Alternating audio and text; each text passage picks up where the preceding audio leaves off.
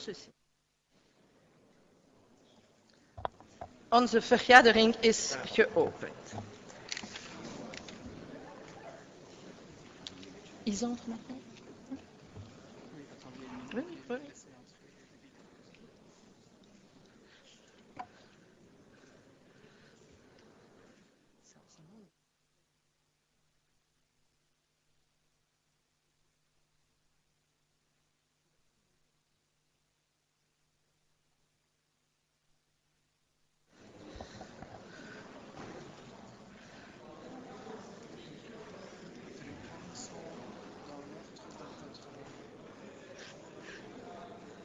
Je ne les ai pas.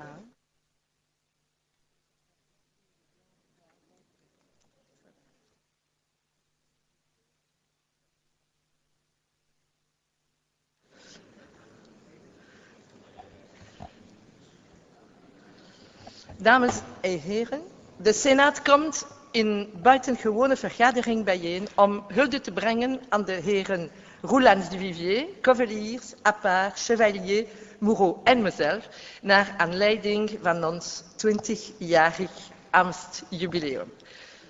Het heeft zijn majesteit de koning behaagd het volgende telegram te zenden. Je m'associe bien volontiers à l'hommage que le Sénat vous rend personnellement aujourd'hui, ainsi qu'à certains autres membres du Sénat à l'occasion du 20e mandat parlementaire.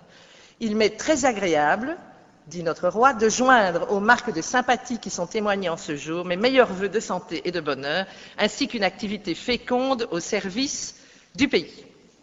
Meneer De Croo, voorzitter van de Kamer van Volksvertegenwoordigers, heeft ons het volgende telegram gezonden. Ik sluit mij van harte aan bij het eerbetoon dat de Senaat vandaag brengt aan uzelf, evenals aan andere leden van de Senaat, naar aanleiding van het 20-jarig parlementair mandaat. Het is mij een bijzonder genoegen aan deze blijken van sympathie mijn beste wensen toe te voegen voor het geluk en de gezondheid van allen, als ook voor een vruchtbare inzet ten dienste van het land. En ik denk dat meneer De Croo is ook met ons. Ja, en ik dank hem. Ik neem nu andere telegrammen. Voilà, ça suffit. Nos collègues, les Altesses royales, le prince Philippe, la princesse Astrid, le prince Laurent, m'ont prié d'excuser leur absence à la présente cérémonie et m'ont chargé de féliciter les jubilaires en leur nom.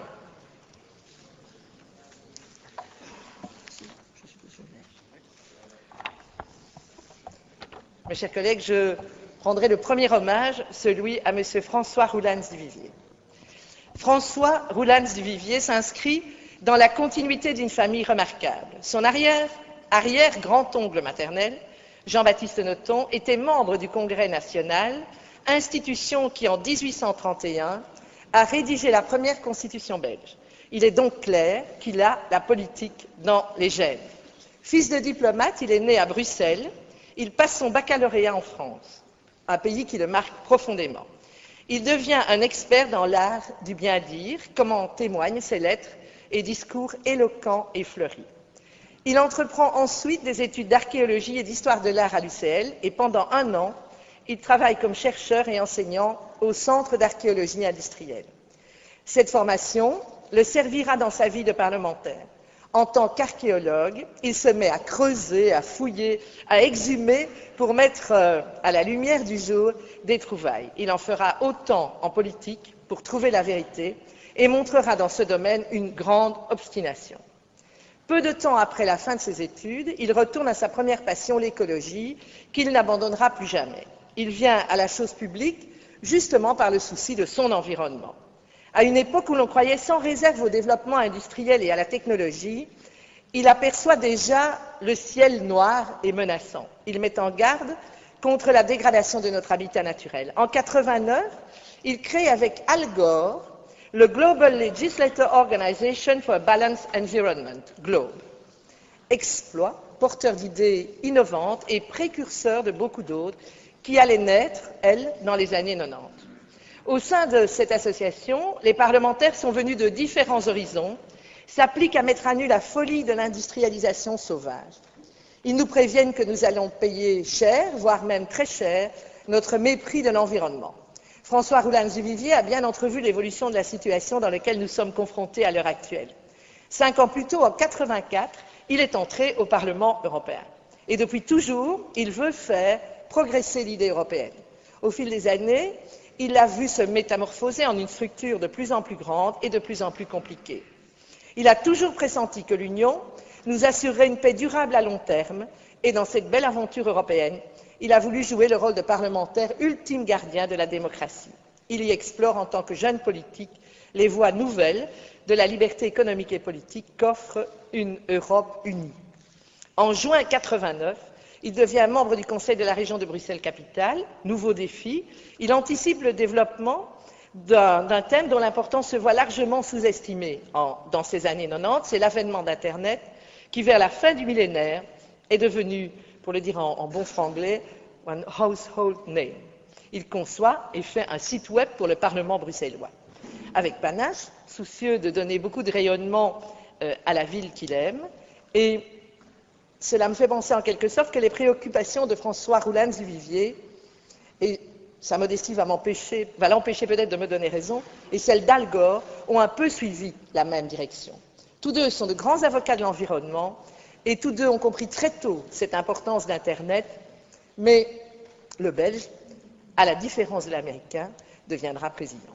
En 2000, il entre au Sénat. Il y apporte son expérience en matière internationale, sa culture, son savoir linguistique. En 2004, il devient président de la Commission des relations extérieures et de la défense, une vision énergique de la fonction. Il montre, dans l'art de présider les débats, une exigence, une autorité, parfois même une sévérité et une chaleur, une courtoisie, il faut le dire, qui lui gagne l'amitié et le respect de tous les membres de la Commission. Son sens du dialogue l'a toujours mis au-delà des clivages politiques, mais n'a jamais privé les discussions des confrontations nécessaires. François Roulans-Duvivier est fier d'être au Sénat. Il y est à sa place parce que notre Haute Assemblée lui permet de faire parler ces valeurs classiques qui lui sont si chères et les traduire dans l'acte politique. La dimension sociale de son travail l'intéresse et demeure au cœur de ses préoccupations. Notre jubilaire raffole des défis. Ce n'est pas uniquement un irréductible de l'environnement, de l'informatique, mais aussi de l'espace. Et sur son site web, on peut l'admirer en état d'apesanteur, ça je n'ai pas encore fait, et c'est pour ainsi dire François in Space, le plus grand voyageur dans l'espace illimité. Il s'y amuse bien, mais cette légèreté de l'être le quitte aussitôt quand il prend les commandes du groupe de travail spécial pour l'espace qu'il guide de toute son autorité intellectuelle. François Roulans-Duvivier, ça peut vous étonner, est un homme d'extrême. En tant qu'archéologue, il fouille les profondeurs de la Terre et en coach du groupe Espace, il remonte allègrement aux sources de l'univers. Depuis Sirius, il observe le spectacle politique. Et ce caractère très varié du parcours parlementaire de notre collègue est évident. C'est un politique expérimenté qui a toujours préféré les dossiers aux caméras. C'est un grand travailleur, vigilant, d'une rigueur intellectuelle remarquable, respectueux de sa mission. Il est, pour ainsi dire, un excellent chien de garde de la démocratie. En cas de danger, il aboie éloquemment. Bref, c'est un homme hors du commun, qui s'efface devant ses devoirs, prend très au sérieux, sans pour autant s'en vanter. L'humour est surtout pour lui l'ironie qui se cache dans les petits détails de l'existence. Il aime rire, adore se moquer des valeurs vides et des vanités. Le travail bâclé l'irrite, il apprécie l'effort, la bonne coopération, la fidélité, et ne manquera pas de vous le dire haut et fort et de vous montrer sa gratitude. Chers collègues, merci pour votre amitié et votre collégialité. Au nom du Sénat, je vous présente nos plus sincères félicitations pour votre carrière remarquable.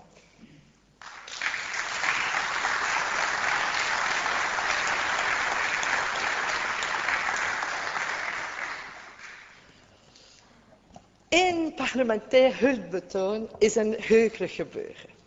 Even treedt er politiek windstilte in. De ideeënstrijd gaat een luttelenwijl de kast in. Er wordt even niet met amendement gezwaaid, maar wel met lof en wierook. Dit is parlementair quality time. Ik weet niet, Hugo, of u dit nu ook zo ervaart. Het ritueel van de jubileumviering dwingt u momenteel in een veler tegennatuurlijke rol, die van passieve en vooral zwijgende toehoorder. Dat is voor u geen geringe beproeving. U heeft immers een haast fysieke behoefte om het woord te nemen.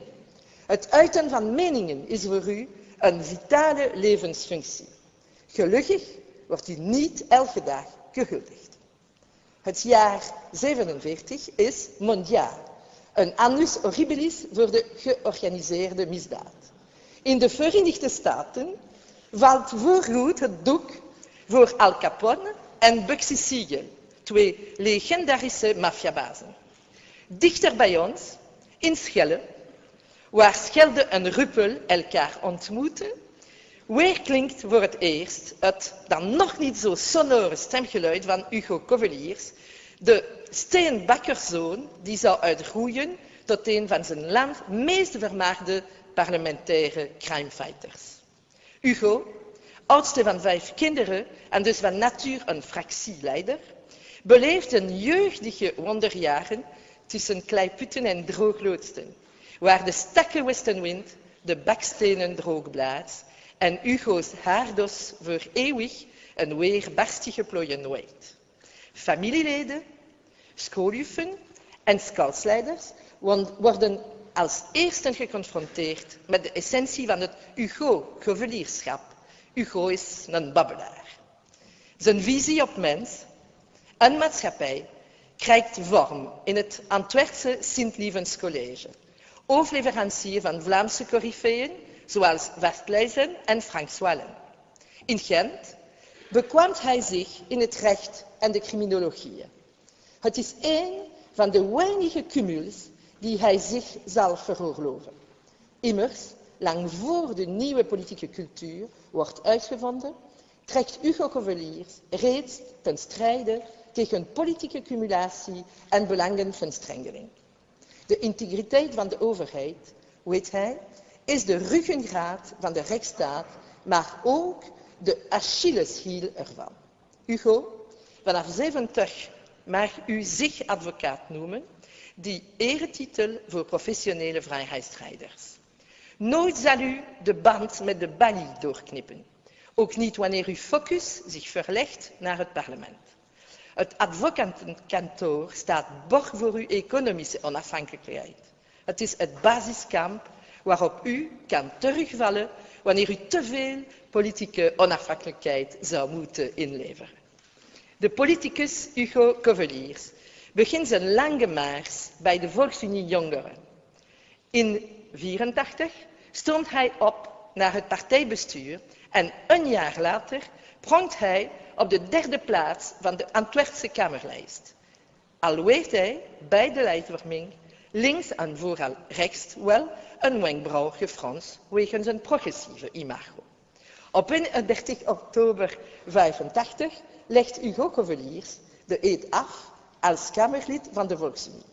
9 dagen later laten 8 mensen het leven bij de laatste overval van de bende van Nijvel.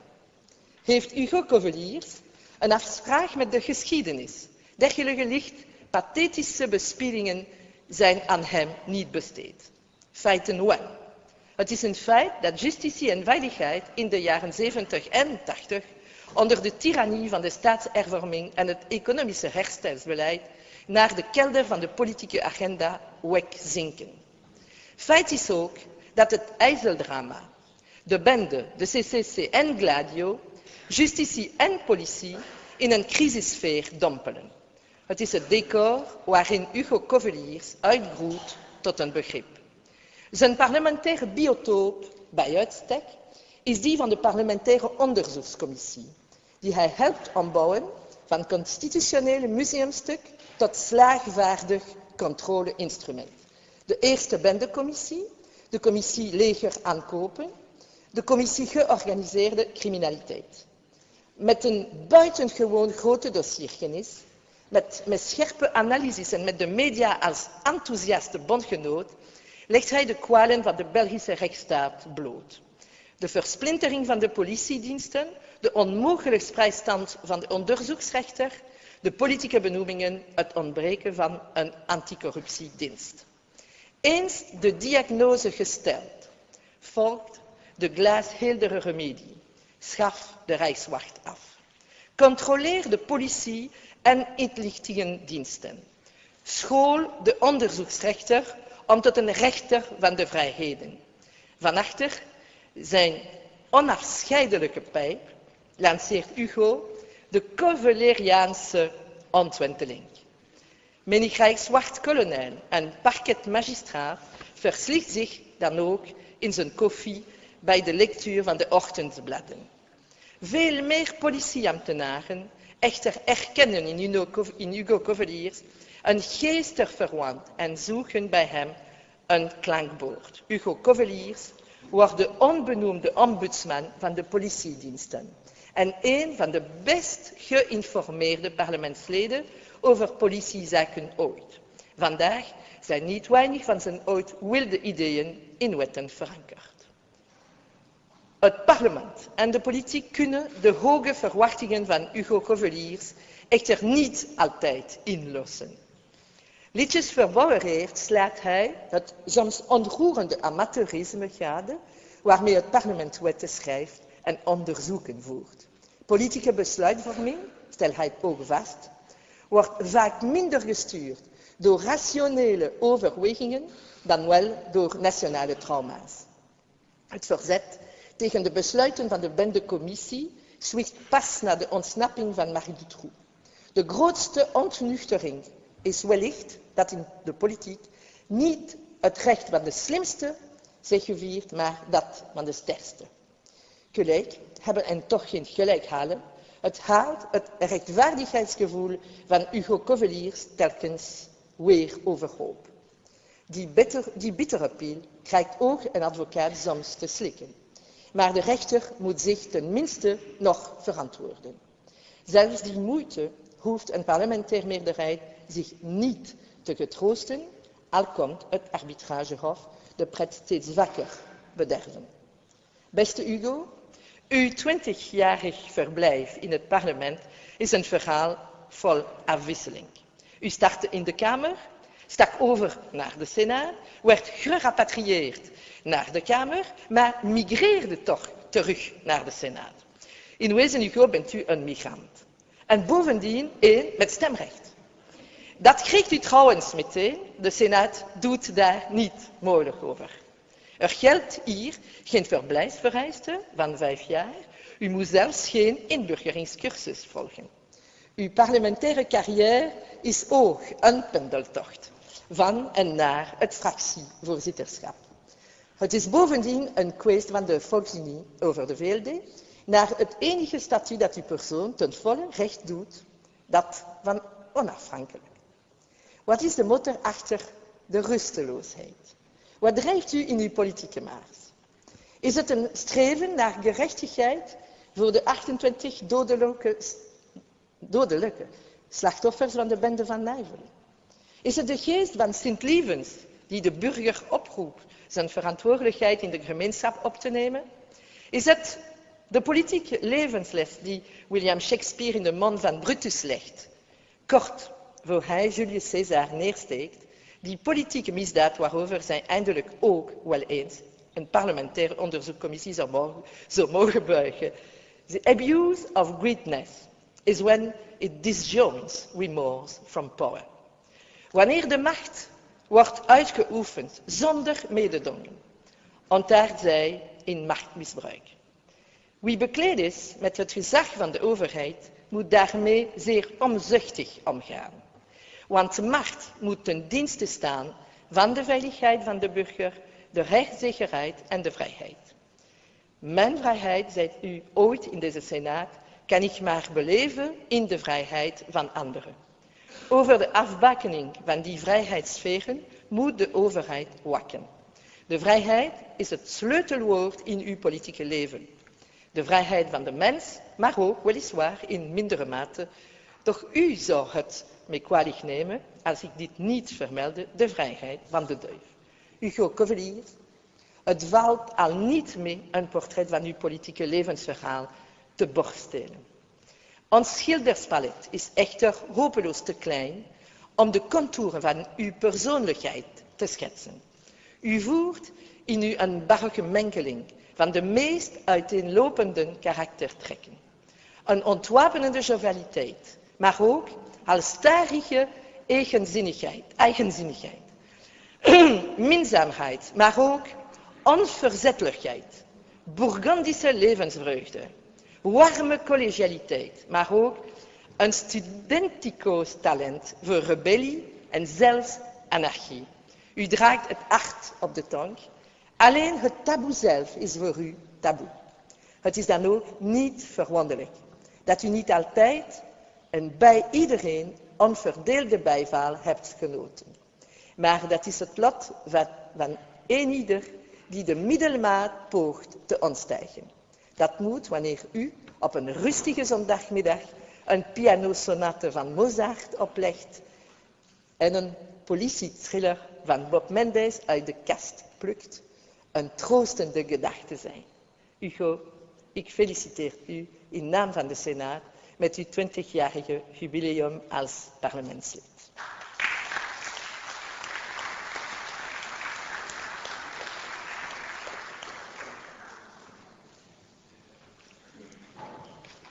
Qui eût cru que celui qui, avec son frère, au début des années 70, réussit à faire monter un taureau dans l'escalier d'honneur du Sénat et à lâcher des poules et des cochons dans les couloirs, deviendrait un jour sénateur, vice-président et questeur de notre Assemblée?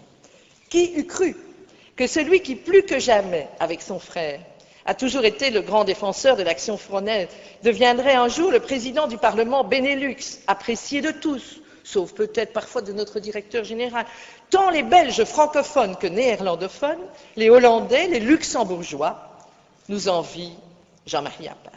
Qui eût cru que celui qui adore, on me dit qui adorait, mais moi je sais que c'est qui adore, rouler sur son tracteur, deviendrait un jour le plus ardent défenseur de la Formule 1 et de circuits de Francorchamps.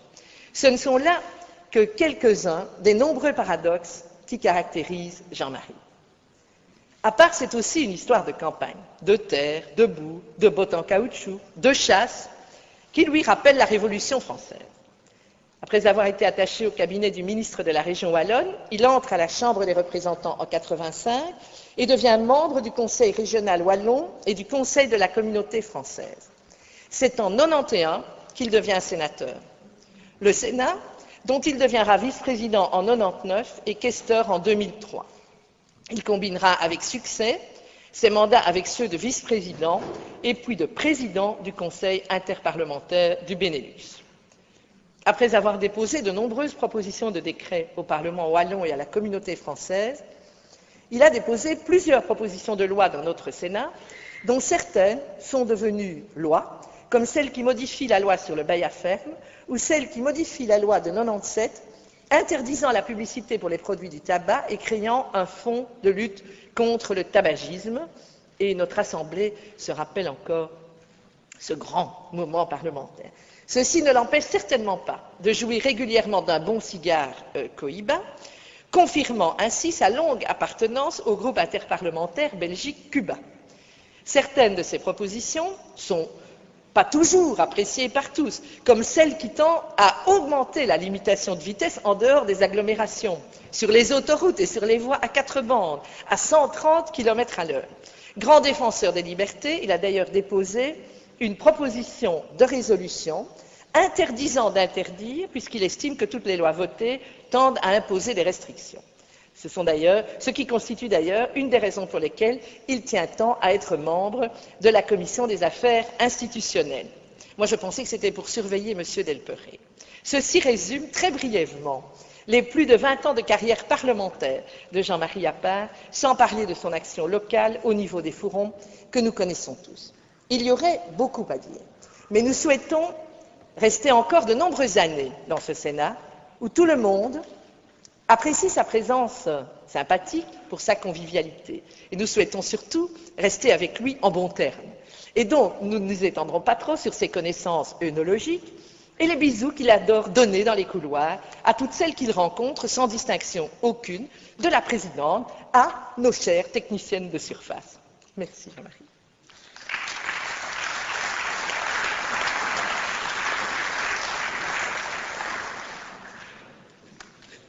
Sorry, c'est dur.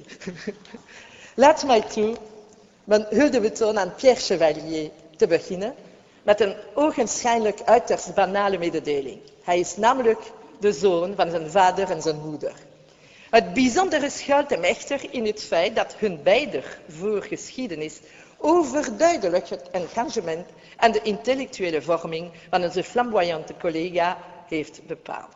Zijn Waalse vader was beroepsmilitair, weerstander, krijgsgevangene en politiek gevangene tijdens de Tweede Wereldoorlog.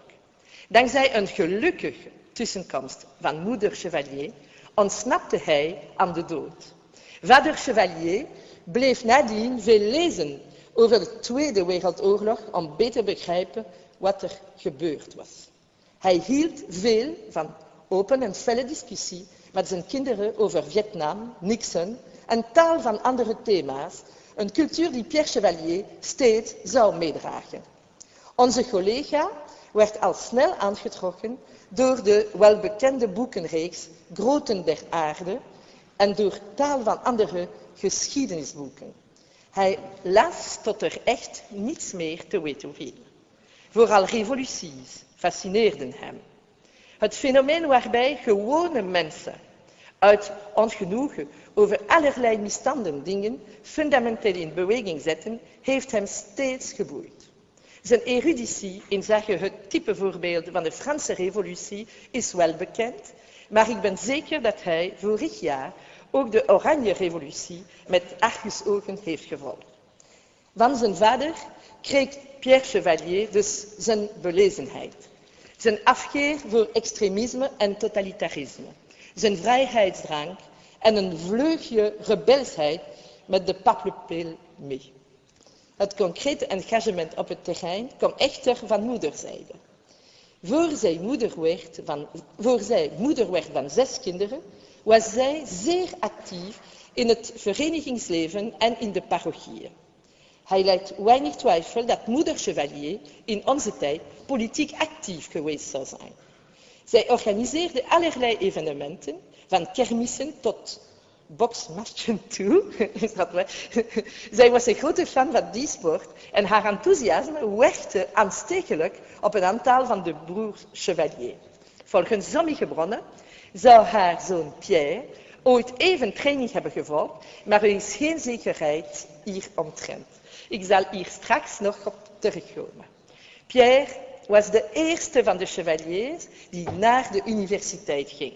Onze West-Vlaamse jubilaris was zich terdege bewust van zijn bescheiden afkomst en wilde het op eigen kracht maken als werkstudent.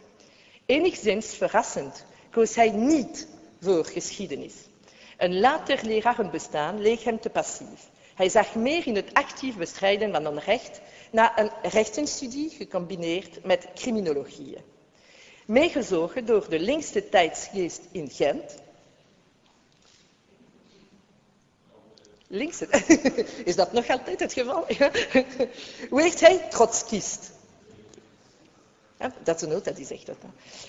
Zij het ook een beetje om de verkeerde redenen. De trotskisten beschikten namelijk over veel meer vrouwelijke schoon dan Amada. De rebelse Trotsky zelf trok hem echter ook aan door zijn analyse die rekening hield met een maatschappij in evolutie. Onze jubilaris had zijn engagement aan de universiteit al even gelaten over wat het was toen het Brugse SP-boegbeeld Frank van Acker hem overtuigde om in de politiek te gaan. En toen ging het snel, heel snel. Pierre Chevalier werd in 1983 gemeenteraadslid in zijn Brugge. Na 2 jaar werd hij parlementslid. 3 jaar later was hij fractieleider en nauwelijks 5 maanden later een eerste keer staatssecretaris. Het werd voor 3 maanden de onderwijsportefeuille. Toen dit domein gefederaliseerd werd, kreeg hij wetenschapsbeleid. Van zijn bokscarrière mag dan weinig bekend zijn. Volleybal speelde hij ooit op een behoorlijk hoog niveau.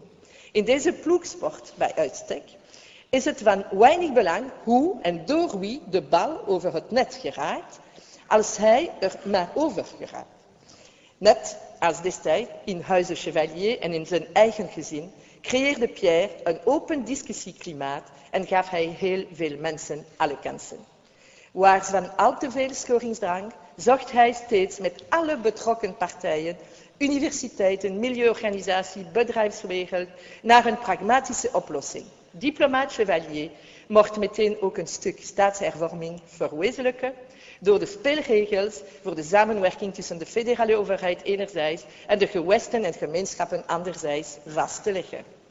Hij paste het bereikte akkoord meermaals met succes toe, onder andere in het vlak van supergeleiding, milieu- en marineonderzoek. Onze collega moest jammer genoeg een jaar later aan den lijve ondervinden dat een losliggend stuk metaal door pers en politieke tegenstanders bliksemsnel kan worden omgesmeed tot een wolfsijzer. Tegelijkertijd begon hij de ideologie van zijn partij als te staar aan te voelen en zag hij er geen ruimte voor zijn opvattingen over een vernieuwde sociale zekerheid en de vrije markteconomie. Hoe mooi hij de internationale ook vond, hij vond dat hij van partij moest veranderen om consequent te blijven met zichzelf.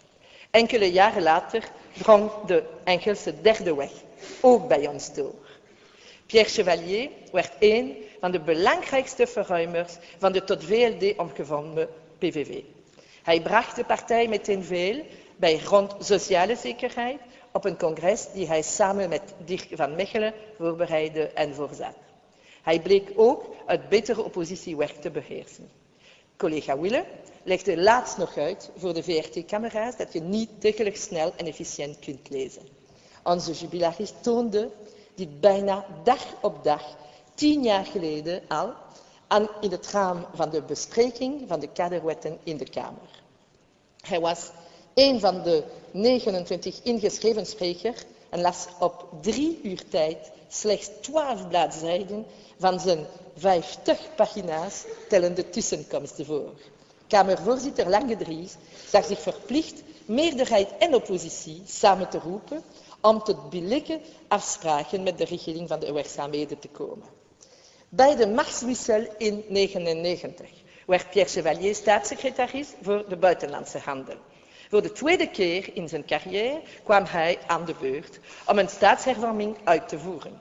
Handelsdoelstellingen bereiken in overleg met de gewesten was een kolfje naar zijn hand als ploegspeler en pragmaticus. Hij verrichtte ook belangrijk werk door na de dioxinecrisis met al zijn charme, zowat de halve aardbol te gaan overtuigen van het feit dat Belgisch voedsel het goedje niet als basisingrediënt bevat. Hij reed een indrukwekkend parcours. Ondanks alle moeilijkheden steeg de Belgische uitvoer met 2,8%. Toen Pierre Chevalier naderhand opnieuw parlementslid werd, was zijn rol op het hoogste diplomatieke niveau verre van uitgespeeld. Als voorzitter van de Kamercommissie Buitenlandse Zaken werd hij door de premier, samen met senaatscollega Marou, op pad gestuurd om de parlementen, regeringen en opiniemakers van de lidstaten en kandidaat-lidstaten van de EU te raadplegen om het ook op de verklaring van Laken. Naderhand werd hij ook persoonlijk vertegenwoordiger van de premier in de intergouvernementele conferentie. De ware aanhanger van de Franse revolutie is het zichzelf nu eenmaal verplicht om ooit in een assemblée en in een conventie te hebben gezeteld. Het ideeëngoed van de Franse revolutie vormt ook de hoeksteen van zowat alle belangrijke internationale politieke organisaties. Het spreekt voor zich dat onze collega zich als een vis in het water voelt, als bijzonder gezant van de minister van Buitenlandse Zaken in het kader van het Belgische OVSC-voorzitterschap.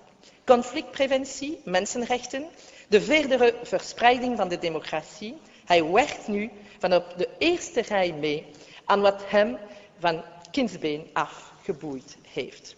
Beste collega's, zoals bij velen was uw pad van 20 jaar parlementair mandaat niet alleen met rozen bestrooid. U bokste steeds met open vizier en diende dus volop uw incasseringsvermogen aan te wenden. Wat onze warmhartige collega ziet, is dat hij nooit in een slachtofferrol kroop of verbitterd werd. Om het met zijn eigen woorden te zeggen, met 1,99 meter moet je niet krom lopen. De gewone bruggelingen bleven steeds stil met schouderklopjes van pier, dat is Brugse uitspraak, en lieten hem verstaan dat ze maar al te goed weten hoe het er daar in Brussel aan toe gaat. Net als wij kennen zij dan ook uw tommeloze inzet voor de economie en de tewerkstelling in uw regio. Door uw bijzondere opdracht komt een bezoek aan, een van uw geliefde rocksfestival misschien wel in het gedrang, maar ik ben zeker dat u het terrein van de OVSE-conferentie volgende maand in ons parlement beter bespeelbaar zal maken dan dat wat blauw zwaard waar u zo voor ijvert. Chevalier zijn sinds menseneugenis krijgshaftige, nobele en eeuwige jonge mannen. In elk geval hebt u uw familienaam niet gestolen. Ik wens u nu al te feliciteren voor uw lange en rijk gevulde loopbaan.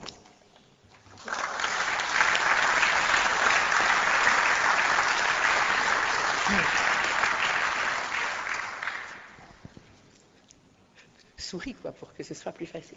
Un quotidien de la capitale a qualifié un jour Philippe Moureau de dernier marxiste au village d'Astérix. S'il est une certitude, c'est bien celle-ci. Philippe Moureau est un homme de conviction forte et un homme de principe. Ses positions sont claires et tranchées. C'est un adepte de la ligne claire et il croit à la valeur de l'idéologie. La vocation politique de Philippe Moureau remonte à son enfance. Son père, Charles Moureau, grand libéral, était déjà, vous voyez, Monsieur le Premier ministre, que les lignées vont dans tous les sens aujourd'hui, était déjà touché par le virus de la politique. Il fut longtemps membre de notre Assemblée et il fut aussi ministre de l'Instruction publique. Mais le fils suit une autre route. Il devient résolument un homme de gauche. C'est au contact du personnel, des anciens résistants, de communistes convaincus qu'il découvre l'attrait du marxisme. Henri Simonet le fait entrer en politique peu après les événements de mai 68. Monsieur Moureau, je ne vais pas dresser toute la liste des mandats que vous avez exercés. Vous avez une carrière politique qui a commencé il y a 35 ans, quand vous rejoignez le cabinet de celui qui sera pour vous un second père, André Cauze. Vous serez le cerveau dans l'ombre des vice-premiers socialistes avant de devenir à votre tour ministre.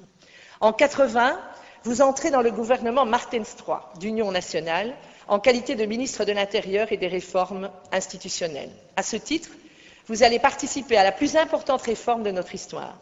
La loi du 8 août 80 jette les bases de la Belgique en voie de fédéralisation et elle porte votre empreinte. Par la suite, vous avez accompagné toutes les étapes de la transformation de notre pays, une transformation sans heurts, une révolution lente et irréversible, pour reprendre vos propres mots. De 80 à 93, vous avez fait partie de 6 gouvernements fédéraux comme ministre puis vice-premier. Vous êtes le premier ministre président de la communauté française. Le 30 janvier 95, le roi vous nomme ministre d'État. Pendant toutes ces années, vous avez été un observateur privilégié, mais surtout un acteur important des mutations qui ont traversé la société belge. Tous les événements, les petits, les grands, les tragiques et les heureux qui se sont produits chez nous, vous les avez vécus et vous les vivez de près. Peut-être l'historien que vous êtes trouvera-t-il un jour le temps de les consigner par écrit. Enfin, peut-être êtes-vous en train de le faire. S'il fallait ne retenir qu'une seule ligne de votre curriculum vitae, ce serait incontestablement la loi contre le racisme, qu'on appelle communément la loi Moureau. Quelle consécration pour un homme politique de voir son nom associé à un texte de loi. Ce privilège s'attache à quelques textes qui font date et qui constituent de brillantes clés de voûte dans l'équilibre législatif. Plus que tout autre fait d'armes, la loi Moureau illustre votre combat. Elle a été le résultat d'un long cheminement. Il a fallu vaincre les réticences, même dans notre institution. Et puis ce sont les attentats antisémites de Paris, de Munich et d'Anvers au début des années 80 qui ont finalement décidé le Parlement de doter le pays de cet instrument juridique. Comme vous l'avez écrit alors, le racisme, à la fois généralisé et diversifié, individuel et collectif, ne permet pas une seule définition, une seule approche, une seule réplique. Et si votre initiative ne prétendait pas à elle seule éradiquer le racisme, Elle n'en marquait pas moins une avancée sociale, symbolique, mais aussi bien réelle. Michel Crozier affirmait qu'on ne modifie pas la société par décret. La loi Moureau est pourtant la preuve que la loi peut avoir une portée éducative et un rayonnement fondateur. En 89, vous portez la région bruxelloise sur les fonds baptismaux. Désormais, votre sort est lié à celui de cette région, dont vous êtes devenu, personne ne le contestera, un acteur incontournable et une figure emblématique. Le surnom sympathique qui vous est adressé, en règle générale par des amis, de Flupke Moustache, est à cet égard très éloquent. Chers collègues, il faut reconnaître que Philippe Moureau incarne bien le caractère bruxellois, son esprit frondeur, parfois irrévérencieux, voire iconoclaste. On connaît son franc-parler, il a en horreur la langue de bois, le ronron des discours. C'est un empêcheur de tourner en rond. Ses phrases assassines font le bonheur des journalistes. Philippe Moureau est un homme entier qui ne laisse personne indifférent. Il peut être très mordant à l'égard de ses adversaires. On a ainsi pu dire, quand Philippe Moureau tire, c'est au bazooka. On se souvient du tumulte qu'il provoqua dans notre hémicycle lorsqu'il qualifia les juristes de grands comédiens. Philippe Moureau est un orateur rusé, drôle et dès lors efficace, toujours à l'affût du bon mot. En escrime, on parlerait d'une fine lame. Il s'impose par son intelligence, ses arguments font autorité, on le consulte, on l'écoute. Ses adversaires politiques reconnaissent la rigueur de la pensée et son esprit d'à-propos. Fin négociateur, il joue toujours avec 3 coups d'avance.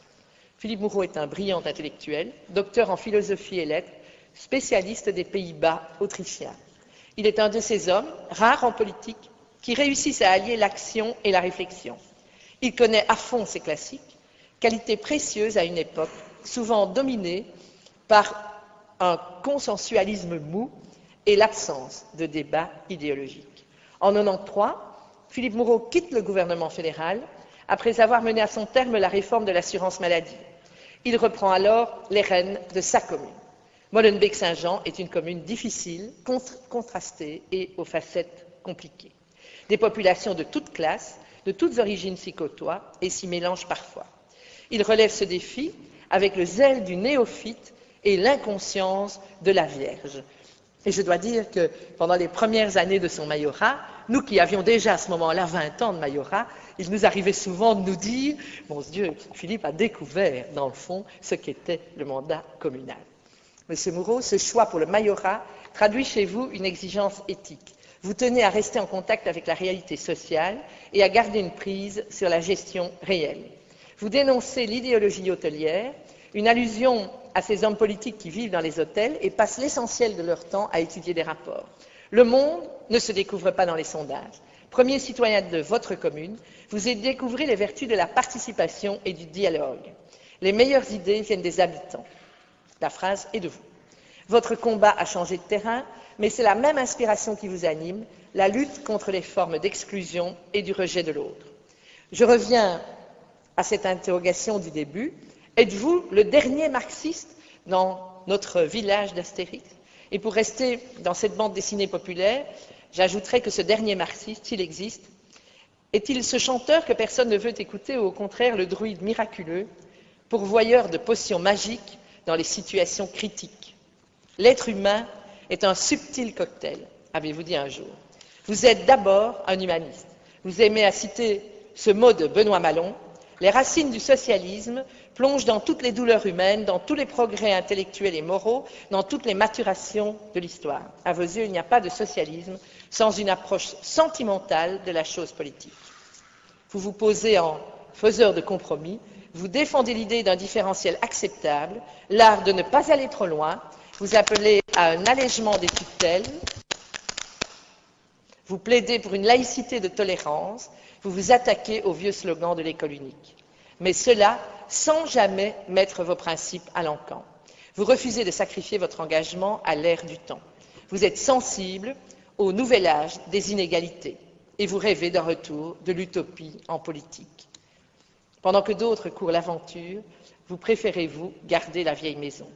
En notre nom à tous et au nom du Sénat, je tiens à vous adresser mes sincères et cordiales félicitations pour vos 20 ans de mandat parlementaire.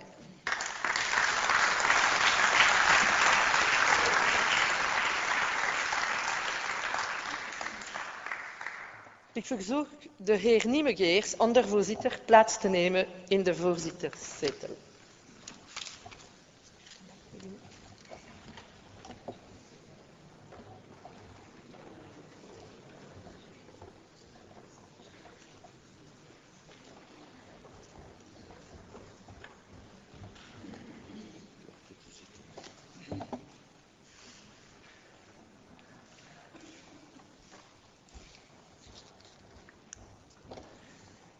Il me revient le privilège aujourd'hui de rendre hommage à notre présidente.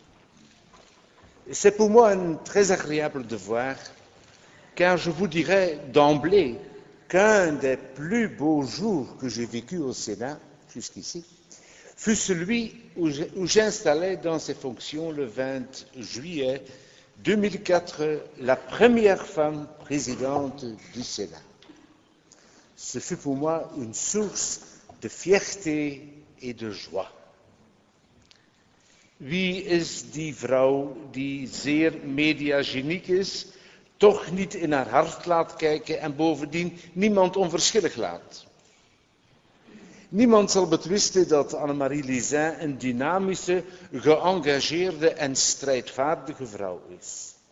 Ze heeft ideeën die ze met passie verdedigt. Ze houdt van concrete actie en van actief zijn op het terrein. Ze kan vechten, ze kan doorzetten. Die combinatie van temperament en creativiteit kan volgens mij verklaard worden door haar roots. In de eerste plaats haar geografische afkomst. De Van der Spetens komen uit het Gentse, terwijl onze voorzitter van moederskant uit het Luikse afkomstig is. Ze vindt dus haar wortels in twee steden met karakter. De hoofdstad van het oude graafschap Vlaanderen, geboortestad van keizer Karel, en de vurige stede Luik, dat belooft. Vervolgens zijn daar ook haar ouders. Van haar moeder heeft Annemarie Lizin een gehard karakter geheft. En van haar vader gewezen verzetsman en van oudsher socialistisch militant de behoefte aan menselijk contact en politiek engagement. Belangstelling voor wat er in de wereld gebeurt. Mensenrechten en de verdediging van de minst bedeelden. Annemarie Lizin wijst soms met schroom en emotie op haar afkomst. U zult zich beslist herinneren, beste collega's, hoe zij bij haar eerste toespraak als voorzitter herinnerde aan die kleine onderwijzer uit Gent, Armand van der Speten, die op sterven na dood uit de concentratiekampen terugkwam. Annemarie Lizin weet wie zij is, waar ze vandaan komt en waar zij heen gaat. Ze loopt de wereld af, maar blijft niettemin verankerd en Ben Hain, ik kende die naam niet, waar ze nog altijd in het huis woont dat haar overgrootmoeder heeft gebouwd. Dat 5 generaties lang van moeder op dochter is overgegaan en dat slechts 100 meter afstand ligt van haar lagere school, waar ze de eerste was. In het Lyceum van Hoei had zij reeds een duidelijke belangstelling voor politiek en voor filosofie. Aan de Luikse Universiteit nam zij in oktober 1968 deel aan de studentenbeweging en maakte haar studies zonder problemen af. Tous ceux qui côtoient ou ont côtoyé Annemarie Lizin, que ce soit en tant que collègue, collaborateur de son cabinet ou encore fonctionnaire de notre assemblée, vous le confirmeront. Annemarie Lizin est bourreau de travail. Karel van Miert, qui occupait au cabinet de Henri Simonet dans les années 70 le bureau contigu de celui d'Anne-Marie Lizin, nous confiait récemment qu'elle était à l'époque déjà une femme dynamique, hyperactive, au cabinet des Potrominet jusque tard le soir, qu'il fallait pouvoir arracher à son téléphone si l'on voulait s'entretenir avec elle quelques instants. Rien n'a changé. Ce n'est qu'aujourd'hui, le GSM existe. Dans son discours de Nouvel An au personnel du Sénat, Le greffier de notre Assemblée, parlant de notre présidente et du rythme qu'elle imposait au Sénat, la décrivait comme un pilote de course à la tête d'un vieil attelage dont les roues craquent parfois dans les tournants. Il est vrai. Il est vrai que pour Anne-Marie Lizin, rien ne va jamais assez vite. Ses chauffeurs non plus. Nous confiait un de ses anciens collaborateurs. Et lui-même un temps, comme chauffeur, un ancien pilote de rallye, qui en arrivant parfois à la menacer de la laisser au bord de la route si elle continuait à critiquer sa conduite. Le plafond de la voiture porte les stigmates des coups de bique qu'elle lui inflige lorsque, tendant d'une main un signataire à son chauffeur, elle empoigne déjà le suivant de l'autre. Anne-Marie Lizin was dus op zeer jonge leeftijd door het politieke virus aangestoken. Op 21-jarige leeftijd kwam zij op voor de gemeenteraadsverkiezingen van Benahin, kreeg al dadelijk op 1 na het grootste aantal voorkeurstemmen en werd destijds heel snel de jongste schepen van België. In een interview van verleden jaar met een Belgisch weekblad vertelde zij dat ze naar contacten en werk hunkert en kondigde ze aan dat ze nooit op pensioen zou gaan. Deze ongebreidelde werklust heeft haar ertoe gebracht om op vele en uiteenlopende gebieden actief te zijn. De Europese politiek, ze was Europees parlementslid en staatssecretaris voor Europese Zaken van 1988 tot 1992, internationale betrekkingen, strijd tegen het terrorisme, de politiehervorming, het toezicht op de inlichtingendiensten, vrouwenrechten, globalisering, mensenhandel, ontvoering van kinderen door ouders, het strafinrichtingenbeleid, nucleaire veiligheid, om er maar enkele te noemen. Que ce soit comme bourgmestre de sa ville, sa bonne ville de Oui, comme présidente du Sénat ou au niveau international, où elle est aussi active, Anne-Marie Lizin ne cesse de prendre des initiatives. Depuis qu'elle préside les travaux de notre Assemblée, on peut d'ailleurs dire, paraphrasant ce qui fut longtemps le slogan d'un célèbre grand magasin parisien, qu'il se passe toujours quelque chose au Sénat. C'est vrai, aussi à Oui, où se déroule, entre autres, chaque année un festival des voix et musiques du monde, un feu d'artifice ou encore un festival international des écoles de cinéma unique en Belgique, et qui n'a d'équivalent européen qu'à Poitiers et à Bologna. Le spectre des matières auxquelles s'intéresse Anne-Marie Lizin est très large. Elle a l'art de faire reculer les limites du possible. Non contente d'avoir accueilli le Tour de France dans sa ville en 1995 et en 2001, elle est parvenue à lui faire un détour par Oui, une 3e fois en juillet prochain. Il faut le faire. Au niveau international, Anne-Marie Lizin est une personnalité connue, experte des Nations Unies sur l'extrême pauvreté. Elle n'a jamais reculé devant les missions difficiles, voire risquées. Les prisons du Yémen, par exemple, elle s'est rendue. Elle fut aussi parmi les premières personnalités à nouer des contacts avec Arafat. Anne-Marie Lizin est également rapporteure élue de la Commission des droits de l'homme de l'OSCE pour la 2e fois et représentant spécial sur Guantanamo. Dans ce domaine de relations internationales, ses compétences sont reconnues. Elle enseigne d'ailleurs l'actualité internationale à l'Institut d'études politiques de Paris et l'été dernier, le président de la République française décida de lui octroyer la Légion d'honneur. Il arrive parfois que l'on voit Anne-Marie Lizin apparaître à la télévision ou parler à la radio 3 fois sur la même journée, à des endroits différents, à croire qu'elle a le don d'ubiquité. Ce qu'il n'est pas question de perdre une minute. Donc elle donne rapidement une interview de son portable en attendant l'avion à l'aéroport de Bruxelles National, une autre à un correspondant international pendant l'escale, en attendant sa correspondance, et un 3e à la télévision locale une fois arrivé à la destination. Je vous le disais, rien n'a jamais rien ne va jamais assez vite et il ne faut surtout pas perdre une minute. Anne-Marie Lisin a souvent eu l'occasion de rencontrer les grands de ce monde. Certains sont d'ailleurs ses amis. Elle a eu l'occasion d'accéder à des lieux importants et difficilement accessibles. Non contente d'avoir visité le cosmodrome de Baïkonour en 2004, qui est une base militaire russe en territoire kazakh, elle s'est rendue en mars dernier au camp de détention de Guantanamo, base militaire américaine en territoire cubain.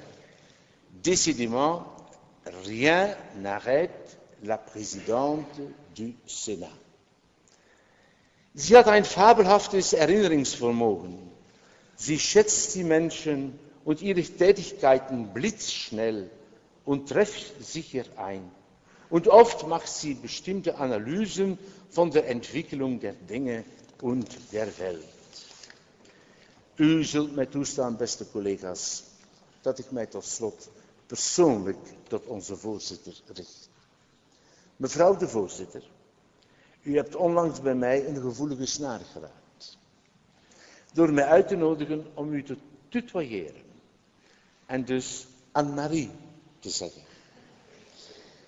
En toch wil ik u tot slot iets zeggen, maar vat het niet op als een verwijt, dat ik, terwijl je ergens op de wereld rondreist, mij vaak de bedenking maakt dat het zo jammer is dat we je niet een beetje meer bij ons hebben in de Senaat.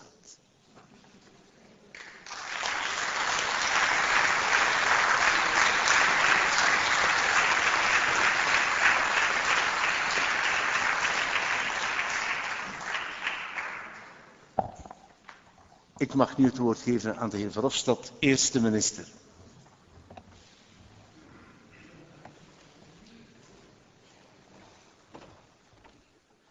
Geachte voorzitter, geachte gehuldigden, geachte collega's. Er zijn af en toe huldeplechtigheden waarbij je moet toegeven dat je de gehuldigde in kwestie eigenlijk niet zo goed kent. En ondanks hun lange staat van dienst is het dan nog altijd moeilijk om een naam bij een gezicht of een gezicht bij een naam te plaatsen. En dat is meestal, moet ik u toegeven, een vrij behoorlijke en vervelende zaak. Maar bij deze huldiging stelt zich dit probleem allerminst. Integendeel. Elk van de parlementsleden die vandaag hun 20e verjaardag als verkozenen van het volk vieren, zijn stuk voor stuk, laat mij die term maar gebruiken, illustere politici.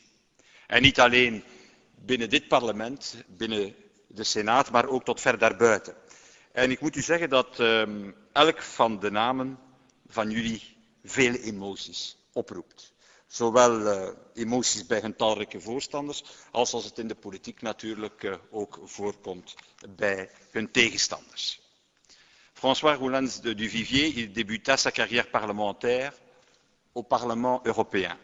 Et c'était en 1984 l'année où Spinelli présenta son projet de constitution.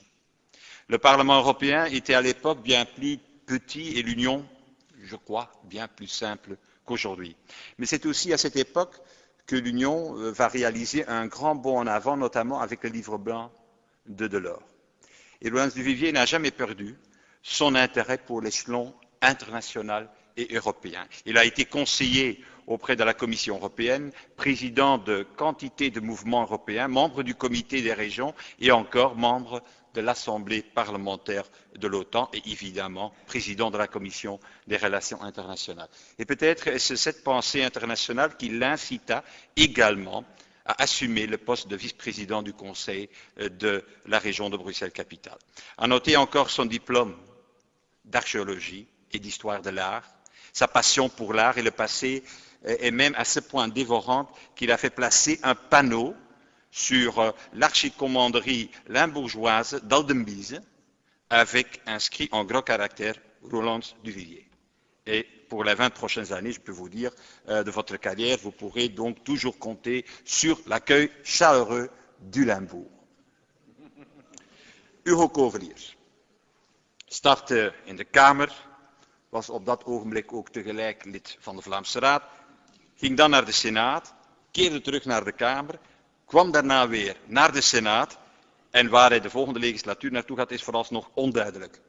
Maar om een of andere reden zal zijn naam voor eeuwig verbonden blijven met de bestrijding van criminaliteit, met het bestrijden van terrorisme. Waar er ook maar een moordende bende opdook de voorbije decennia, een terrorist, of waar het ging over banditisme, georganiseerde misdaad, hij was er altijd als de kippen bij. Ik heb zelfs mensen tegengekomen die op den duur dachten dat hij zelf gezocht werd voor lidmaatschap van de bende van Eiffel. In elk geval denk ik dat hij een andere carrière gemist heeft.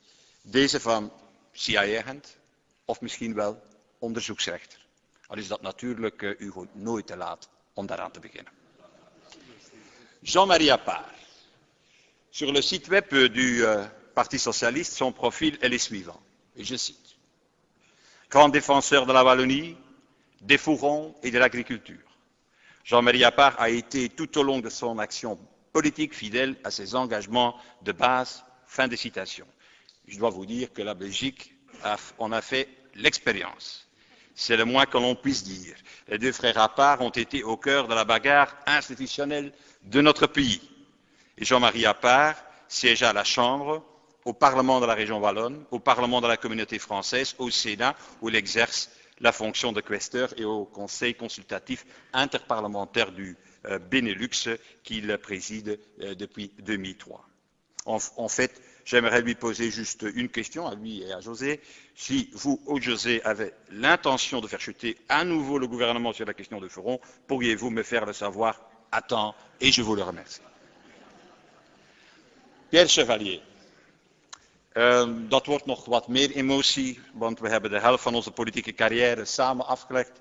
En ook in het persoonlijk leven een heel dichte band op basis van de herinnering aan Suus Verleijen.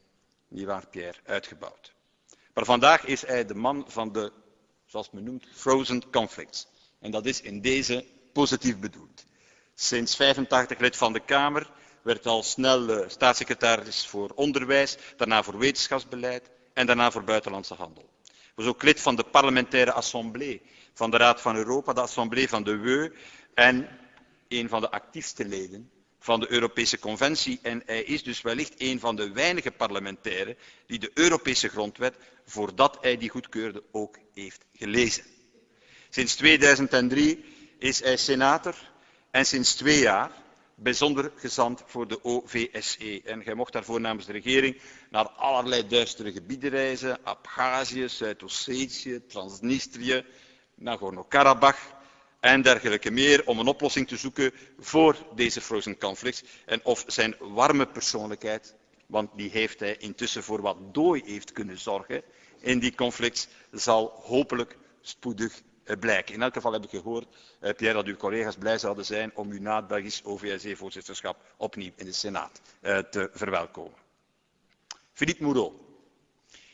Il semblerait que nous fêtions aujourd'hui vos 20 années en tant que parlementaire et je dois vous dire que je suis plutôt étonné. Parce que pour être honnête, j'avais l'impression que vous y aviez toujours siégé. Pour moi, Philippe Moureau a toujours été un élément du tableau que je me faisais de la politique. Déjà en 1980, il était ministre de l'Intérieur et des Réformes institutionnelles, ensuite ministre-président de la communauté française, ministre de la région bruxelloise, ministre d'État et sans oublier bourgmestre de Molenbeek. Et pour moi, en fait, Moureau rime avec réforme d'État. On le retrouve d'ailleurs sur toutes les photos immortalisant des négociations communautaires. Et je pense que la seule réforme de l'État dans lequel il n'a pas joué de rôle est celle du père Eyskens en 1970. Il connaît chaque détail, je peux vous l'assurer, de Bruxelles à Vilvoorde et est un négociateur redoutable. Et au grand dam des autres personnes autour de la table, et en tant que professeur d'histoire à l'ULB, il ne doit pas effectuer trop de recherches. Il a écrit lui-même l'histoire de ce dernier quart de siècle dans notre pays. Et pour conclure, nous rendons aujourd'hui hommage à Anne-Marie Lizin, la présidente en personne. En 1979, lorsque le Parlement européen fut pour la première fois élu directement, elle était déjà présente. Et ensuite, impossible, je dirais, de l'arrêter. J'ai dû chercher longuement avant de trouver une assemblée au sein de laquelle Anne-Marie n'avait jamais siégé. Et j'ai fini par en trouver une, le Conseil provincial. Elle est même experte indépendante, comme on le sait, auprès des Nations Unies, pour les domaines de la pauvreté et des droits de l'homme, et je suppose que c'est cet engagement, et non par exemple la question de l'égalité entre hommes et femmes, qui l'incita à se rendre à Guantanamo. Le moins que l'on puisse dire, c'est qu'Anne-Marie Lizin ne tient pas en place. Ceux qui l'ignoraient encore s'en sont vite rendus compte lorsqu'elle est devenue présidente du Sénat. Elle interprète le rôle de la chambre de réflexion au sens le plus large possible. Le monde entier sait désormais que le Sénat belge existe, car une moitié de la population mondiale est déjà passée par ici, tandis que l'autre a inscrit une rencontre ou un débat dans son agenda. Quoi qu'il en soit, Anne-Marie Lizin est la preuve vivante que les hommes qui prétendaient que les femmes n'étaient pas faites pour la politique se trompaient lourdement. Mevrouw de voorzitter, geachte collega's, we huldigen hier vandaag in de Senaat niet alleen 6 senatoren. We huldigen vandaag ook meer dan 20 jaar Belgische politieke geschiedenis. En het feit dat die geschiedenis kleurrijk is. Maar wat ik vandaag vooral wil huldigen is dat u, ieder voor zichzelf en voor ons heeft aangetoond dat politiek een zinvol engagement is. Dat politiek bovendien ook niet gemakkelijk is, maar wel zaken kan veranderen en wel zaken kan in beweging brengen. En u heeft dat ieder voor u gedaan en ik zou u daarvoor ook van harte willen bedanken en feliciteren. Dank u.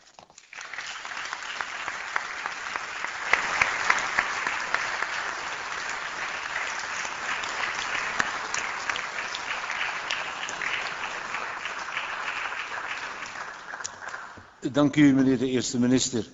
Je prie Madame la Présidente de remettre aux jubilaires la médaille d'honneur qui est leur décernée par le Sénat.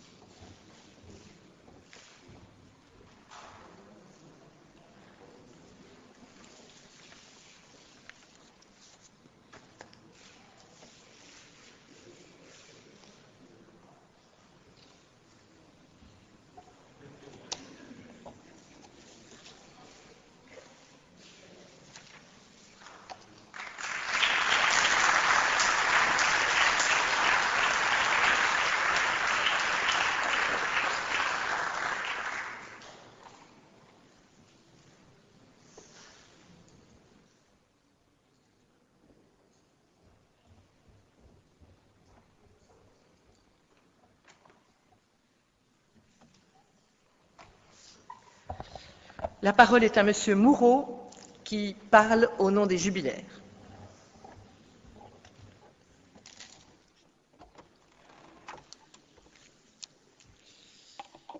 Mevrouw de voorzitter, meneer de eerste minister, mevrouw, meneer, geachte collega's. Ik ben zeer vereerd hier bij jullie te mogen zijn voor dit eerbetoon aan de oudgedienden. In naam van deze laatsten en in mijn hoedanigheid van oudste van deze groep wens ik al de mensen te bedanken die het mogelijk gemaakt hebben om deze kleine plechtigheid te organiseren. De herinnering aan onze politieke loopbaan lijkt in veel opzichten op een grafrede. Maar we blijven niet bij deze indruk stilstaan. We zijn allen jong van geest en staan klaar om de problemen aan te pakken die het leven voor ons nog in petto heeft. Et je crois que ceux qui sont devant moi ou derrière moi, je suis encerclé et pas par n'importe qui, sont effectivement restés fort jeunes. Je ferai d'ailleurs une première réflexion. La première fois que j'ai hanté cette assemblée, c'était par la toute petite porte dans la tribune dite des fonctionnaires comme représentant des cabinets. C'était une assemblée sage, de personnes âgées. J'aurais peut-être été le plus jeune à l'époque si j'avais été membre de ce Parlement, et aujourd'hui j'en suis le plus âgé. Donc déjà là, que de changements, on nous traite d'anciens, de vieux, mais nous sommes des gamins et une gamine, n'est-ce pas, par rapport à ce qu'il en était à cette époque. Je voudrais tout de même profiter de ma présence à la tribune pour faire quelques réflexions. La première portera sur une des évolutions peut-être inquiétante de la vie politique. Quand j'ai commencé à m'y intéresser, enfin non, pas quand j'ai commencé, parce que ça c'est vrai que j'avais 13 ans et je faisais la révolution par rapport à mon père, dans la cuisine cave dans laquelle je me retrouvais, mais non, quand j'ai commencé à venir dans ces assemblées, il y avait à l'égard de la vie privée des politiques beaucoup de réserves. Je dirais même, c'est un peu gênant aujourd'hui où on vient de faire notre éloge funèbre, que le seul événement de la vie privée des gens, c'était leur enterrement. Ça, c'était public. C'est vrai, je me souviens d'André Coles qui me disait, tu sais, au Parti socialiste, ce qu'on réussit le mieux, c'est les enterrements. Je me souviens de mon père revenant de l'enterrement d'un ancien président du Sénat, M. Gillon, qui avait été enterré, qui était un libéral un peu franc-Quillon à l'époque, je ne sais pas si on peut plus dire ça, mais enfin c'était comme ça à cette époque-là, mais qui était aussi un monsieur très raide, mais très laïque, et mon père décrivant la table familiale, un enterrement somptueux, avec l'armée, etc. Et moi, gamin, j'ai dit, mais enfin, papa, pourquoi tout ça? Et de m'expliquer, c'est très important, l'enterrement pour un homme politique, parce que c'est un dernier message qu'il donne. Et M.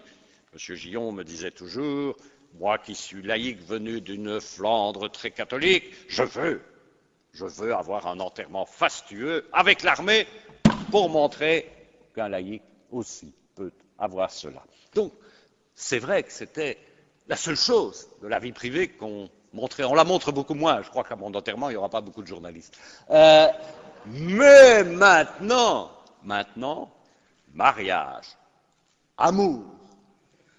Pensez à notre assemblée voisine, où, quand deux parlementaires se sont croisés un peu trop, ils ont fait les premières pages.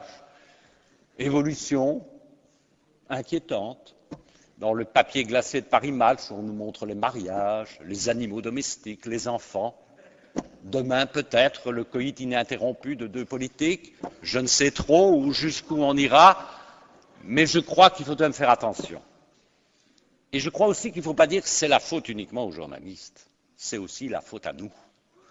On a un peu tendance à vouloir faire comme quand on n'a pas de grands messages politiques à faire passer, à essayer de faire mettre devant le petit enfant, la charmante épouse ou le charmant époux, et après on est étonné quand l'enfant a commis une bêtise qu'on en parle en disant c'est le fils de, ou quand le ménage a tourné un petit peu au vinaigre, qu'on fasse aussi un reportage. Donc ça c'est pas une évolution très saine, et je pense qu'on devrait tous faire un peu attention. Je dis ça surtout pour les plus jeunes, parce que nous, il ne peut plus nous arriver trop d'aventures, ou plutôt, si elles nous arrivent... Après tout, oui, c'est vrai, mais là, je suis un peu hypocrite. Mais c'est rien, ça arrive au meilleur, ça arrive au meilleur. Je voudrais aussi peut-être faire une réflexion sur le politique comme être humain et sur deux aspects, continuité et discontinuité. Moi, ce qui me frappe avec le temps, c'est que nous sommes fondamentalement dans la continuité. Je crois que, on l'a expliqué, donc maintenant c'est plus un secret d'État, moi j'ai mangé le marxisme avec ce que mes parents appelaient les domestiques, parce qu'à l'époque on les appelait comme ça, dans cette belle grande bourgeoisie, pleine de vertus par ailleurs, et je n'ai pas tellement changé sur mon analyse de la société. Et je crois que vous êtes tous à peu près. Je crois qu'il y a des choses que l'on absorbe très jeune et qui sont très fortes. Mais il y a tout de même discontinuité dans la manière d'appréhender les choses. Là, je crois qu'on apprend beaucoup avec la vie, avec les difficultés, avec les heurts, avec les murs auxquels on se cogne. Et donc, je vous dirais, prenant un instant mon exemple, continuité dans l'analyse sociale, très grande discontinuité dans la manière d'essayer d'aider les personnes. J'avais, quand j'étais jeune, l'idée que comme j'avais la vérité, bien entendu. Enfin, ça, je suppose que nous pensons tous l'avoir à certains moments. Heureusement, ceux qui croient ne pas l'avoir et qui font de la politique, ils sont bien dangereux, parce que ça veut dire qu'ils n'ont pas de balise. Mais j'avais un peu cette impression que cette vérité, j'allais la distribuer de haut.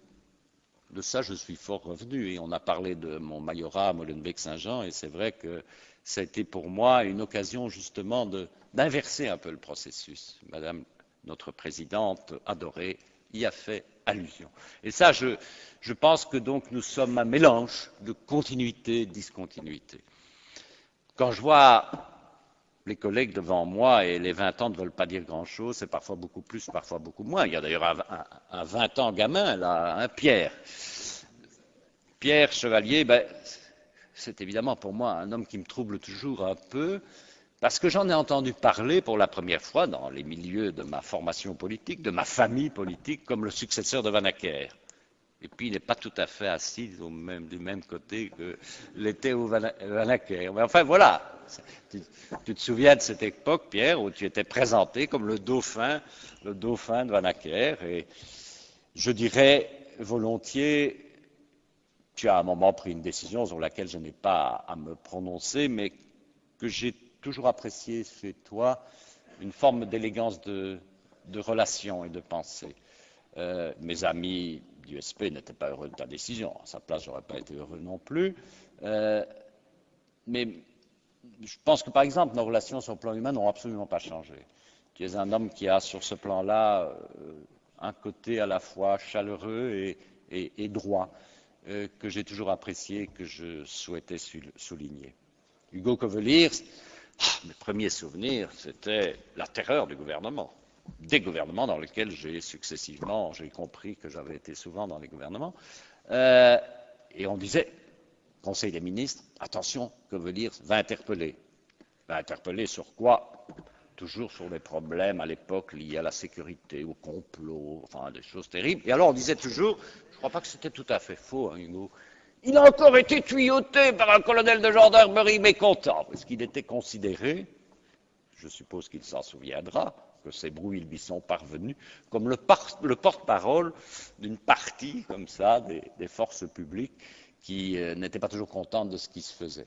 Mais c'est pas un homme facile, je suis pas très heureux, c'est le moins que j'emploie une litote de ses dernières décisions, mais c'est un homme courageux. Moi, je l'ai apprécié récemment à Anderlecht. Il était venu dans la fosse au lion et je trouvais que c'était pas mal d'être venu dans une discussion dans un milieu très difficile par rapport aux mauvaises idées qu'il défend. Donc, ces idées sont très dangereuses, mais l'homme est courageux et c'est tout de même un élément que je souhaitais souligner.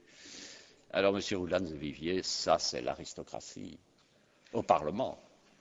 Naguère, il y avait toujours un ecclésiastique de haut rang. Maintenant c'est le SP qui nous donne l'ecclésiastique. Avant, c'était le PCCVP. Enfin, tout évolue dans notre société.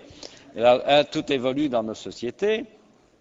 Mais il y avait toujours beaucoup d'aristocrates dans cette belle assemblée. On n'en a plus beaucoup, mais quand je le vois marcher, parler, s'exprimer, galanter, être d'une amabilité suave, moi qui suis historien de l'Ancien Régime, je me vois au XVIIIe, dans le salon de Charles de Cobence, près de la rue Royale, un de ces grands fonctionnaires de l'État, en même temps plein de ce faste et de cette merveilleuse attraction que constitue en un certain sens cette aristocratie. Mais je ne le dis pas uniquement par ironie, je le dis aussi parce qu'il en a l'élégance de pensée, pas seulement l'élégance d'apparence, et je voulais le lui dire. Jean-Marie, c'est tout un programme. Jean-Marie, je dirais volontiers, qui dément une formule en politique, où on dit, vous n'avez que, dans votre parti, vous avez des gens avec qui vous partagez les idées, mais qui sont des ennemis. Lui, je ne partage pas toujours ses idées, mais c'est un ami. C'est un homme sur ce plan-là extrêmement chaleureux, extrêmement fraternel. On s'est boxé, on s'est engueulé, on s'est parfois jeté des pierres, enfin lui m'en a jeté.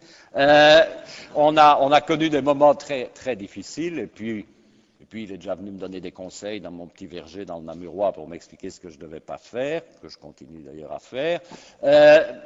C'est un homme qui apparaît, alors on va dire, oui, c'est un homme de la campagne. Il est brut, non, il est très compliqué, croyez-moi.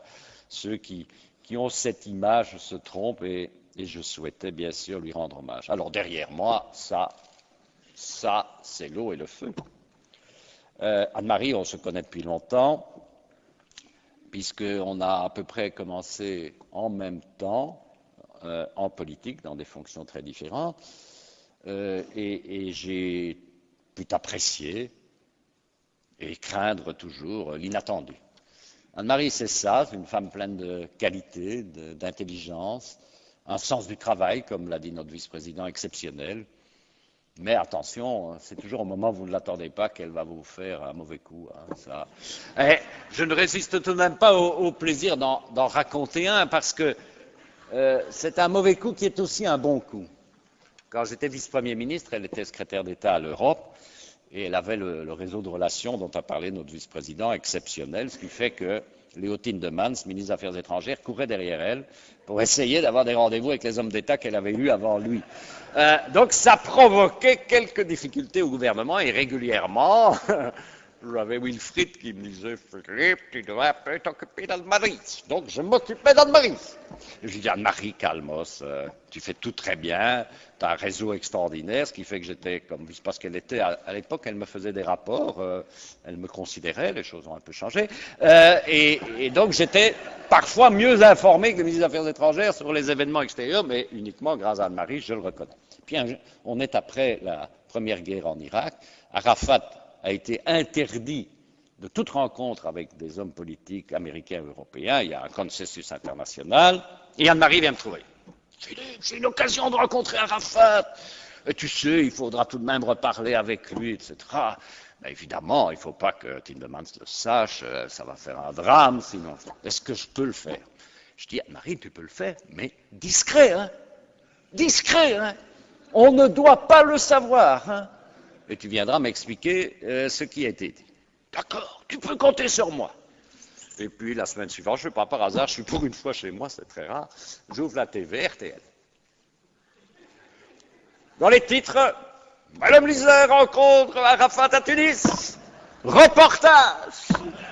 Et on voit en direct Monsieur Arafat et Madame Lizer qui se donnent la bise. Oh là là, je me dis, je demande, j'appelle son cabinet, je dis, Anne-Marie Lizer rentre, je veux la voir, que me fait encore avoir des ennuis. Effectivement, au cairn qui a suivi, ça a été ma fête. Je l'ai évidemment défendu, j'étais bien obligé, pas avec plaisir, c'était mon devoir, je fais de temps en temps. Et puis je la convoque, je lui dis, Anne-Marie, maintenant c'est plus possible. Oh, elle me dit, mais alors là vous allez la voir dans toute sa splendeur. Elle me dit, mais c'est un hasard. RTL était justement à Tunis. Alors là, je ne sais pas si elle s'en souvient, là je me suis foutu en route, en rage. J'ai dit, Anne-Marie, tu m'as joué ce coup-là, mais en plus tu ne dois pas mentir. Et alors, la superbe Anne-Marie, tout d'un coup une petite fille, c'est vrai, Philippe, j'aurais pas dû le faire, je le ferai plus. Mais, alors, politiquement, elle avait fait un très beau coup. Mais elle avait été simplement, elle avait réouvert une voie que tout le monde ensuite a suivie. Il fallait parler évidemment avec le président Arafat, c'était l'évidence. Donc sur le plan politique, c'était très bien. Mais je vous dis, sur le plan des relations au sein du gouvernement, Tindemans s'est senti encore un peu plus. Wilfried sur ce plan-là était très sage, très gentil, comme il était plutôt du style à apaiser, à dire, il m'engueulait un petit peu parce qu'il fallait, mais ça n'allait pas plus loin. Et voilà, ça c'est notre présidente, qui maintenant a mis le feu au Sénat. Le problème est de savoir jusqu'où ira l'incendie, mais ça, je ne vais pas me permettre de prévoir, puisqu'elle est imprévisible. Ça, c'est par définition. Alors voilà, je remercie tous ceux, le Premier ministre qui a bien voulu nous rendre ce charmant hommage, tous ceux qui se sont joints à cet hommage. Alors j'ai amené un petit cadeau pour mes collègues jubilaires et pour le Premier ministre s'entend. C'est une brochure que la région bruxelloise vient de sortir sur Molenbeek. Molenbeek à la carte. C'est pour vous inviter à visiter Molenbeek. Alors, à mes collègues néerlandophones, je dirais que, contrairement à ce qu'ils croient, la porte de Flandre est à Molenbeek. Au Premier ministre, je rappellerai que l'axe structurant de Molenbeek, c'est la Grense-Steenweg, que nous sommes en frontière avec la région flamande, que nous sommes une commune très proche. Donc, ils ne doivent pas avoir trop peur sur ce plan-là. Et d'ailleurs, comme ils sont courageux, ils oseront peut-être y venir.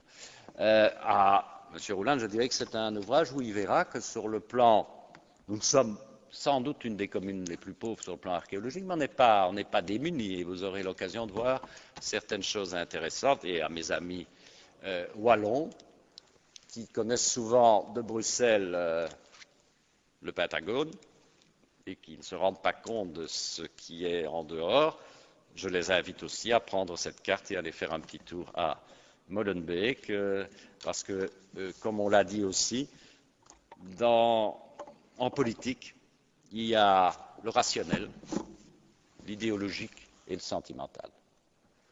Et la grande brute qui est devant vous est très sentimentale. Et la commune de Molenbeek, c'est pour ça que j'en fais la publicité devant la Haute Assemblée, est vraiment pour moi devenu, parce que je ne suis pas né à Molenbeek, je n'y ai pas grandi, j'y suis arrivé parachuté. Et c'est aussi intéressant peut-être de penser à ces notions où on dit oui parce qu'il est parachuté, etc. Et aujourd'hui, c'est vraiment un morceau de mon cœur et j'espère que vous avez toutes et tous dans votre cœur un morceau de territoire, des populations auxquelles vous avez cet attachement, parce que je terminerai par cet aspect des choses. Quelles que soient nos différences politiques, nous ne devons jamais oublier que nous ne sommes pas là ni pour nous ni pour quelques-uns, mais pour les gens. Merci.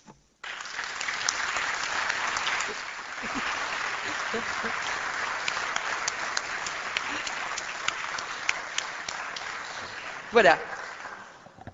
Je remercie M. Moureau et étant seulement imprévisible pour ceux qui n'analysent pas suffisamment à temps comment me prévoir, mais étant parfaitement fiable, je déclare dès lors la séance extraordinaire close. Ik verklaar de buitengewone vergadering gesloten.